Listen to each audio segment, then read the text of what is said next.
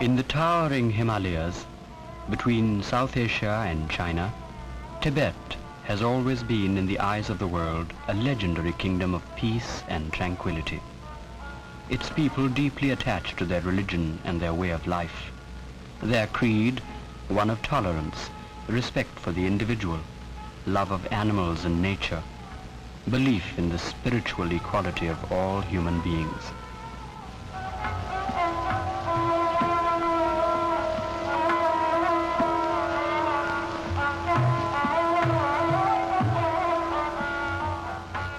A land that is rich, not in gold or earthly wealth, but in the soul of its people, where ritual and prayer mark all aspects of daily life and labor, where evil spirits are feared as symbols of the evil in man, where benign deities are revered as incarnations of man's own capacity for love and compassion.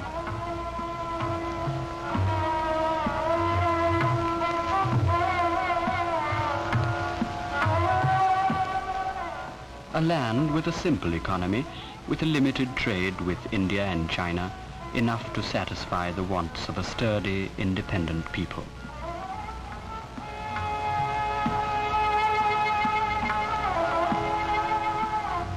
Near Lhasa, the capital, stands the Potala, main shrine of Lamaistic Buddhism, repository of religious scriptures and treasures, an architectural masterpiece for the Asian world. Founder of the Tibetan religion in the 6th century was the Indian teacher Padmasambhava.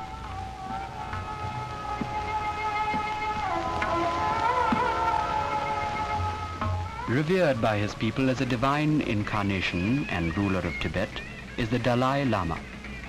Born 23 years ago, the present Dalai Lama has the loyalty of 3 million Tibetans.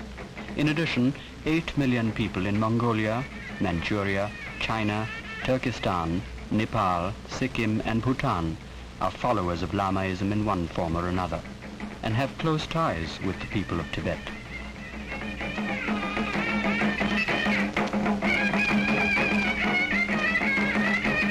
Lamaism in Tibet is part of the great world of Buddhism. 500 million people throughout Asia who follow the teachings of the Gautama Buddha.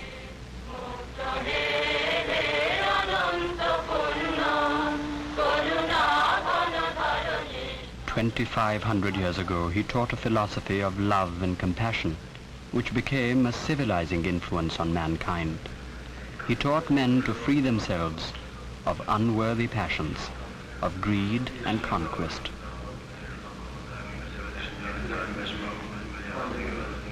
In 1950, Tibet was occupied by the armies of Communist China, ending a long period of Tibetan self-rule. Greedy for conquest, the Communists wanted mastery over the land and soul of Tibet. The Dalai Lama was brought to Piping, along with the Panchen Lama, who is regarded as a divine incarnation, second only to the Dalai Lama.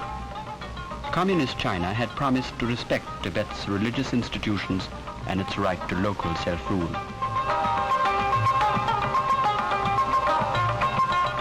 In 1955, at the Bandung Conference, the pledge to Tibet seemed strengthened as Communist China's premier, Zhou Enlai, joined in the declaration of the 5 principles of peaceful coexistence between nations.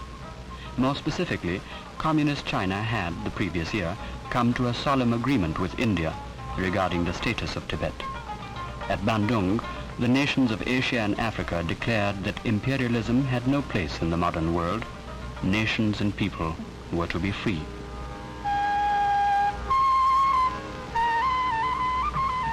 The next year, in 1956, the Dalai Lama was allowed to travel to India.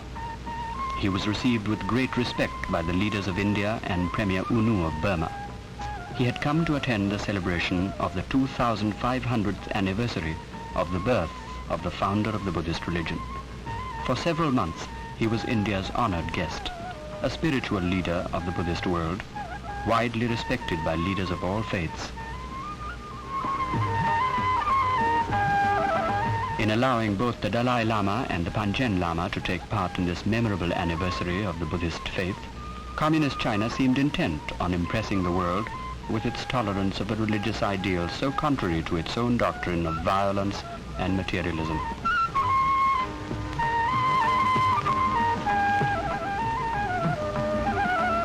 But in Tibet itself, the communists were gradually imposing their will, breaking their pledge to respect local government and customs. In the Chinese provinces bordering Tibet, the communists had begun to impose the dreaded commune system, with its slave labor, breakup of families, economic hardships, repression of religious worship. Tibetan minorities in these areas revolted and warned their countrymen across the border. It seemed only a matter of time before the communists imposed the cruel system in Tibet. In March 1959, they made the threatening moves against the Dalai Lama. The rebellion exploded full force. Lhasa, under communist bombardment, the Dalai Lama fled to India.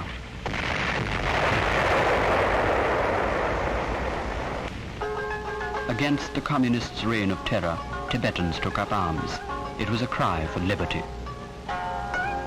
There was indignation in India and throughout Asia.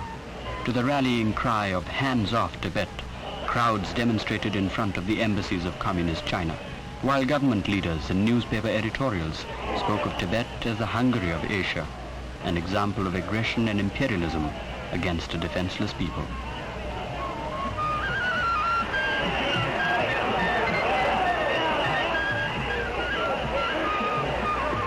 The news of the Dalai Lama's escape and the continued resistance of the Tibetan people brought jubilation mixed with anxiety. Tibetans in New Delhi, led by Silin Longkongwa, a former Prime Minister of Tibet who fled communist rule in 1956, prayed at the Samadhi of Mahatma Gandhi, the apostle of Indian independence, the great leader who became a universal symbol of liberty and brotherhood. In this hour of trial, freedom-loving people everywhere felt as one with the Tibetan people, sharing their belief in the justice of their cause.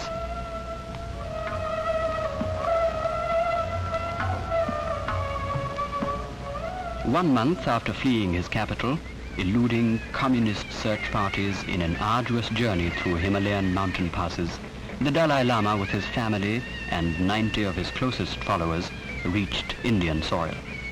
Indian government officials and press representatives from around the world witnessed his arrival in Tezpur in the state of Assam. The Dalai Lama declared that his escape would not have been possible without the loyal support of his people. People of goodwill everywhere rejoiced in his safety.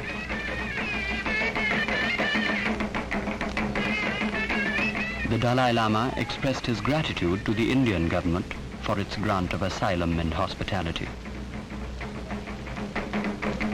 The Dalai Lama accused the communists of interfering in his country's religious affairs, destroying monasteries in Kham province, using Tibetans as forced labor. He cited mass protests by his people and subsequent repressions.